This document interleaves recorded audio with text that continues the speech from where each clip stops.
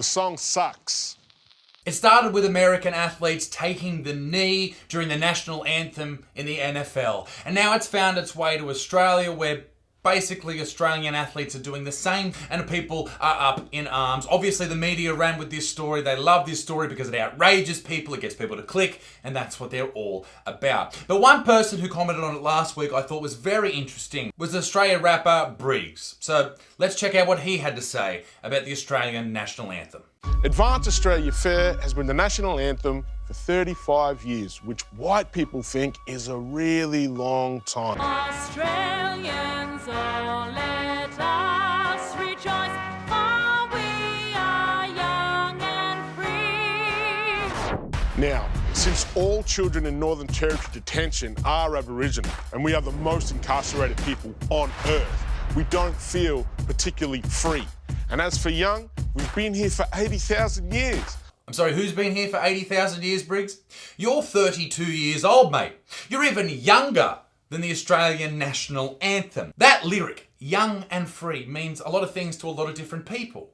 I mean, I've never actually thought about it before, but if you think about it for a second, when it was commissioned, this part of this song, maybe it means that Australia's new to the whole world and people are starting to take notice, much like they did after World War I. And free being this is a free country. People can do whatever they want, say whatever they want, exactly what we're doing here. Briggs is having his say, the athletes are having their say, I'm having mine. It's fantastic. And Briggs is also correct in what he says, okay? There's no doubting that the incarceration rates are ridiculous for Aboriginal people. Aboriginals make up 2% of the Australian population, and yet they make up over 20% of the incarcerated people in this country. We need to figure out an answer here to help these people. Why are they incarcerated more than other people? Is it something to do with alcohol? Is it to do with not enough jobs? What is the problem? We see these stats everywhere. We get them thrown at us all the time. But no one ever comes up with a response that is going to help these people. We understand that there's a problem, and I don't have the answer to this. Maybe you do. If you have the answer to this, let me know down below. But what do we do to help these people? I genuinely want to know.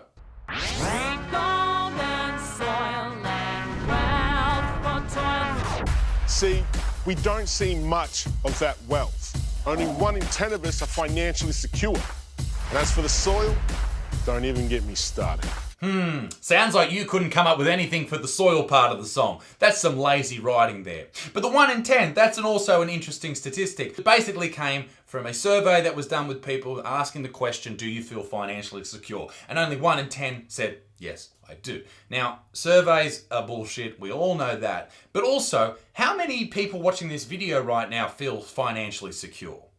It's a big problem. No doubt the problem is ballooned in the Aboriginal community, but also it's a problem throughout the entire Australian population. Maybe we need to look at this from a wider view rather than just looking at colour.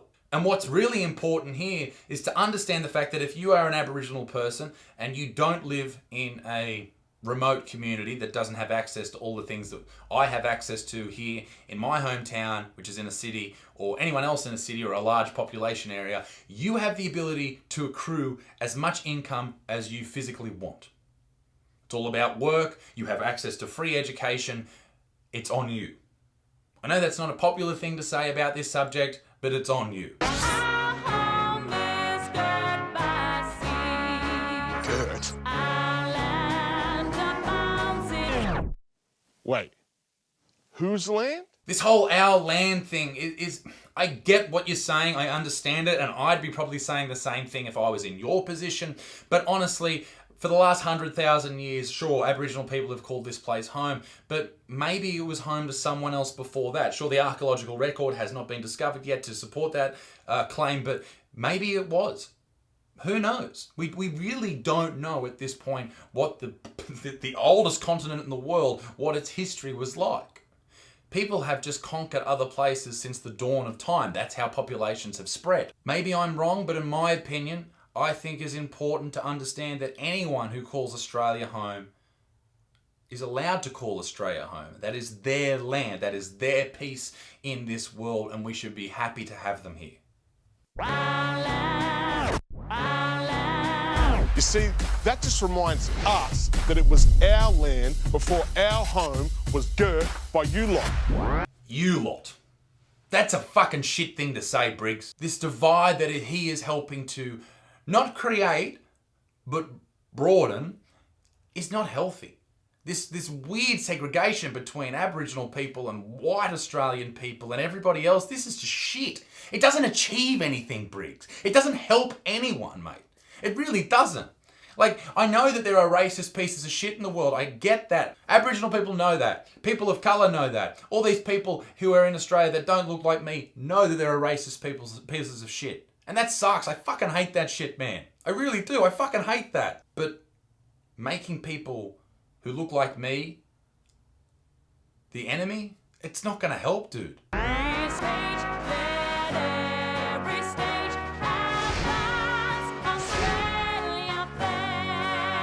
History's page looks good to you because you wrote it. In our version of history, you don't even turn up until the last paragraph in a pretty shocking twist ending. Play that white music, funky boy. Uh-oh, here we go. Second verse in the mix. The things he says in this video, if he said it about any other race, it would be considered racist. But apparently you can be racist against white people without any repercussions. In fact, they publish it on national TV and throughout newspapers. And that's shit. That's just a shit thing. You can't fight racism with racism. It doesn't work. Nah, I'm good. The song sucks. Off that, let's just leave Briggs for a moment. Let's have a look at the national anthem itself. It was picked from a couple of different songs. It could have been Waltzing Matilda. I like that song more. It should have been that. But anyway, moving on. The original song was actually written in 1879 and it had 4 verses and it sounded a lot different. Now I can understand why people would have the shits with this song if this was still how it was sung today. Let me just give you an example right now. I'll whip my bloody beautiful telephone out. Let's have a bit of a look. It had lines like this. When gallant Cook and Albion sailed to trace wide oceans, true British courage bore him on till he landed on our shore. Then here he raised old England's flag, the standard of the brave. With all her faults, we still love her. Britannia rules the wave. In joyful strains and let us sing, advance Australia fair. Now, if that was sung, I'd 100% agree that that's a bit fucked up, all right? That's very much rubbing people's noses in the fact that the British just conquered this land. But that was also written in 1879. Only 100 years prior to that, or 150 years prior to that, the Mayans were sacrificing humans, okay? People were fucked up back then, yeah? That same time, the American slave trade was roaring. Only a few years before that, in Massachusetts in America, there were people killing witches. Yeah. People were fucking dumb. This may be an unpopular thing to say, but I'll say it. I think a lot of the people who landed here in the 1700s weren't racist pieces of shit. In fact, a lot of them, my ancestors, your ancestors, or maybe not, were probably just good people. Probably didn't fight against Aboriginal people. Maybe they didn't treat them like shit, but some people did. And that's the problem here. We need to remember that this isn't everyone. This isn't every white person. This isn't every black person, yellow person, purple person. We can't just group people together by the colour of their skin. That's just fucking shit. That's racism, man. You can't do that. It doesn't work. Am I happy that Europeans landed here in the 1700s? Yes. What do you mean you're happy the Europeans came here? That's disgusting. That's racist. That's horrible. I'm happy they came because without that, I would never have existed. Pretty obvious, right? You can demand change. You can demand that people need to realise that it was fucked up. And I think we all do realise that it was fucked up. A lot of people saying we need to teach more Aboriginal history in school, and sure. A lot of people say we need to teach people about the genocides that happened. Sure. Absolutely. But we can't make out that every single white person who came to Australia was a piece of shit, because it's not true. Racist pieces of shit still exist. There is no doubt about that. That's not me, and I hope that's not you who watches these videos. Worrying about what people look like is just such a fucking childish thing to do. Who cares? Who cares, ladies and gentlemen, what people look like? Look after everybody. That's what we need to do in this country. We need to make sure everyone is happy, safe, looked after, educated. Now, we need to understand that there is a problem, and I think we do. But there is also a problem with worrying about things that don't matter, like the national anthem. Like the flag, like Australia Day. We are wasting time on that. Time, energy, and money, and media time. Get after the real problems. If you want to be an activist for Aboriginal people in this country, then get after the real problems.